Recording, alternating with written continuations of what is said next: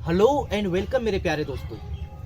आज मैं आप लोगों के लिए क्लास 10 सामाजिक विज्ञान का मोस्ट इंपोर्टेंट शॉर्ट क्वेश्चन लेके आया हूं, जो बिहार बोर्ड 2023 यानी 16 फरवरी को जो एग्जाम होने वाला है सामाजिक विज्ञान का, उसमें आप सभी को देखने को मिलेगा। ये इतना मोस्ट इंपोर्टेंट क्वेश्चन है कि हर साल पूछ दिए जाते हैं, इसीलिए मैं आप लोगों के लिए 10 क्वेश्चन को लेके आया हूं।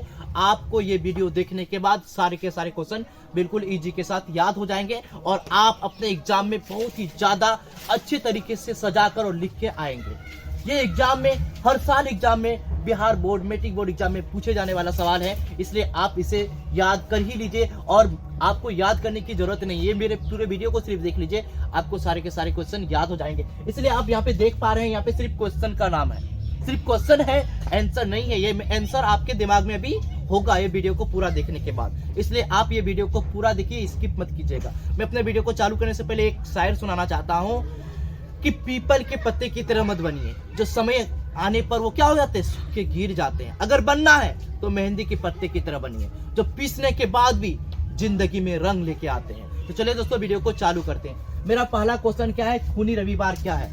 तो क्लास 10 हिस्ट्री बुक में आप पढ़े होंगे जलियांवाला बाग हत्याकांड, जिसमें जलियांवाला बाग में हजारों लोगों को एक साथ एक सभा में, जिसमें एक ही मुख्य द्वार था, उस द्वार पर तोप रखकर अंग्रेजों ने गोली मारकर उन सभी को हत्या कर दिए थे।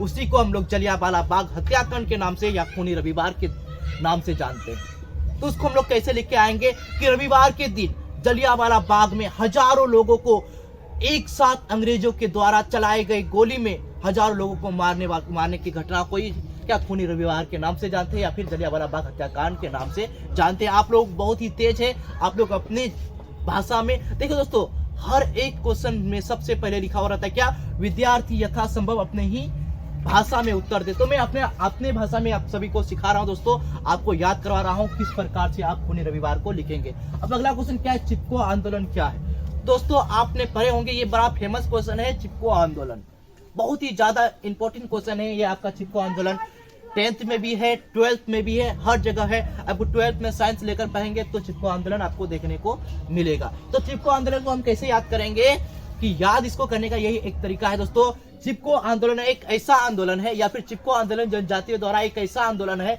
जिसमें पेड़ों को काटने से बचाने के लिए जनजाति लोग क्या करते थे, पेड़ों से चिपक जाते थे ताकि इस पेड़ों को काटने से बचाया जाए। उसे हम लोग क्या कहते हैं, चिपको आंदोलन। इसको कैसे लिखेंगे कि जनजातियों के द्वारा चलाया गया एक ऐसा आंदोलन जिसमें जनजाति लोग पेड़ों से लिपट जाते थे ताकि पेड़ों को काटने से बचाया जा सके। इसी को हम लोग चिपको आंदोलन कहते हैं। याद हुआ? अब सरकारी सेवा किसे कहते हैं? ये आपको याद करने वाला कोई सवाल क्वेश्चन है ही नहीं, बिल्कुल एक क्वेश्चन में दम ही नहीं है, लेकिन आपका एग्जाम में बार बार पूछ दिए जाते हैं। सरकारी सेवा किसे कहते हैं? क्या दोस्तों आपको नहीं पता है कि आपने नहीं पढ़े हो स्कूल में? स्कूल के टीचर जो कर रहे हैं, तुम लोगों को जो पढ़ा रहे हैं, वो क्या कर रहे हैं, सरकारी सेवा कर रहे हैं। और भी बहुत सारे जो भी सरकार के पद पर, सरकार के यानी कि सरकार के तरफ से जो भी जॉब कर रहे हैं, जो भी नौकरी कर रहे हैं, उन सभी को सरकारी सेवा कहते हैं। बिल्कुल इजी तरीके से आप लिख के आएंगे। अब अगला क्वेश्चन क्या है, गुप्त मतदान क्या है?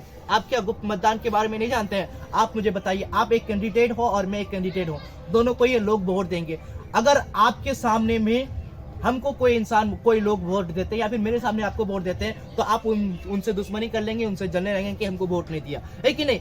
यही सभी समस्याओं से बचने के लिए सरकार ने एक नियम को लागू किया जिसे गुप्त मतदान कहते हैं, जिसमें लोग गुप्त तरीके से लोगों को वोट देते हैं, जिससे लोगों को पता ना चले कि कौन किसको वोट दिए हैं, और लोगों के बीच में क्या टूटरी ना पहुंचे, लेकिन लोगों के बीच में टूट ना पहुंचे, लोगों को यानी कि लोगों को तकलीफ ना हो कि कौन किसको वोट दिया, इसके बारे में पता ना चले।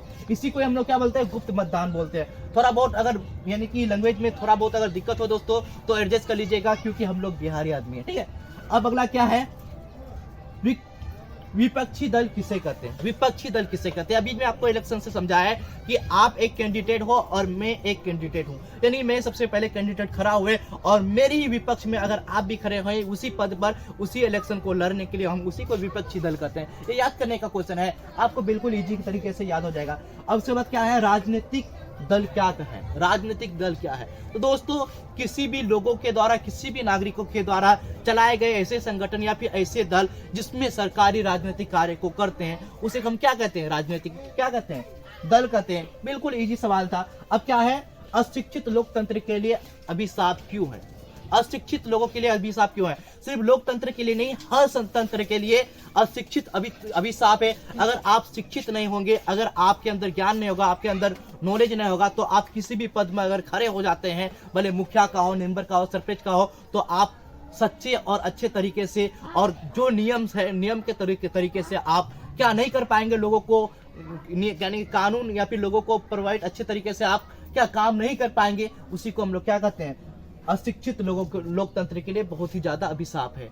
अगर जो लोग अशिक्षित है वो ये भी पहचान नहीं पाएंगे कि कौन लोगों को वोट देना चाहिए, कौन लोगों को वोट नहीं देना चाहिए, कौन अच्छा व्यक्ति है, कौन खराब व्यक्ति है। और आप अगर कोई नेता बन जाते हैं या फिर आप कोई किसी पद में आ जाते हैं, तो आपको पता नहीं चलेगा कि आपको कैसे किस प्रकार से काम करना चाहिए। बिल्कुल ये इजी क्वेश्चन था। अब क्या आता है, आतंकवाद लोकतंत्र के लिए चुनौती क्यों है?